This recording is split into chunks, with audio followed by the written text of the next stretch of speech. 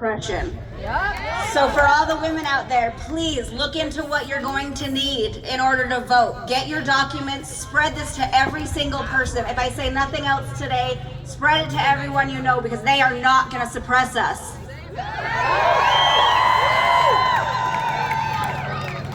What I want to know, GOP, is why are you afraid of our vote? I'm a registered nurse. You guys have heard a lot from medical professionals today because this is really affecting our world. I'm a board certified psychiatric nurse specialty. So I want to talk a little bit about healthcare, but in a different way, from a patient's perspective.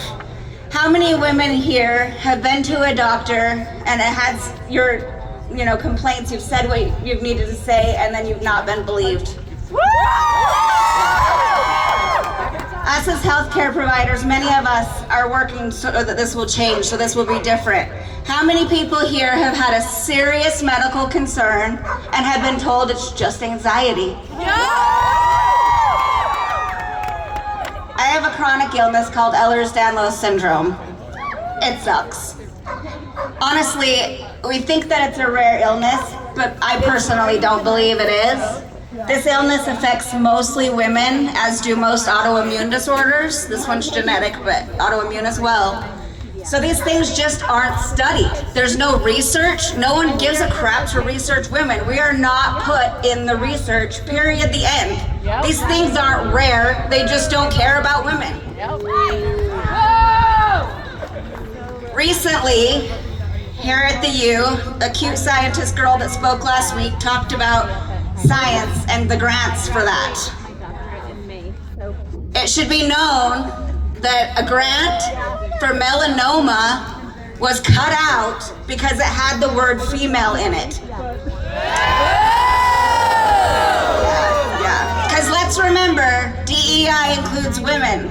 And when you have somebody coming at you with a DEI remark, I want you to tell them to say it. Diversity, equity, inclusion. Make them say the words. And then remind them that their sisters, daughters, wives, their property is part of that, and we're important too. We need to remember that Roe v. Wade was not just about abortion. Everybody just wants to talk about abortion.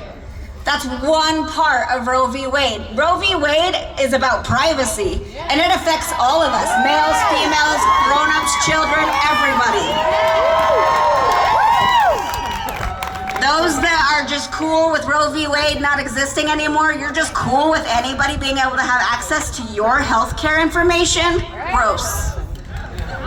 Super weird. So I'm mostly here to talk as a psych nurse and talk about mental health. I remember one time somebody told me that being transgender is a mental illness. I remember this woman was intent that being part of the LGBTQ community was for attention and that we were mentally ill. So I told her, yes, gender dysphoria is absolutely in the DSM, so that is a diagnosable thing. But with that, if you look it up in the DSM, the treatment for gender dysphoria is gender affirming healthcare. I will scream it every day until our trans kids feel protected and feel safe, because I will mama bear fight for our trans babies. One quick note on the Medicaid and Medicare. I know that there's a lot of healthcare people here today, and I know a lot of you have probably sat in orientation meetings up at the U or over at Intermountain Healthcare. Massive employers for healthcare, right? Like, they're our biggest hospital systems. And Intermountain at one point maybe still employs the most people in the state. And without Medicare and Medicaid, those hospitals are gonna shut down. I don't think people realize that. But when you go to these orientations, they tell you, okay, this rule, this rule, this rule, this rule, these are Medicaid things. These are non-negotiable. These are Medicare, and if you break these rules, Medicare is not gonna pay us, and if Medicare doesn't pay us, we can't stay open. So know that. This is so much more than just taking a little bit of money and saving it somewhere. These guys are doing all of these things without even thinking about the repercussions and then trying to go back. We're just gonna fire employees, hire them, fire them, hire them. We can't do this anymore. Exactly, we are not an experiment. And then I want to ask everyone here, please, everyone who's at home, especially, you're gonna have better internet access than we have here. The 5 Calls app, for real. I know we keep saying it, they're not like paying us or anything. It's just, it makes it so easy. You can even choose the exact issue that you're having problems with, and it will get you to the right people and give you the right things to say. So please download that app as soon as you can. I would really love it if you guys call every single day. Yeah. And let's remember that protesting works. Wars have been ended, presidents have resigned because of protesting. Yeah. We've got to keep going.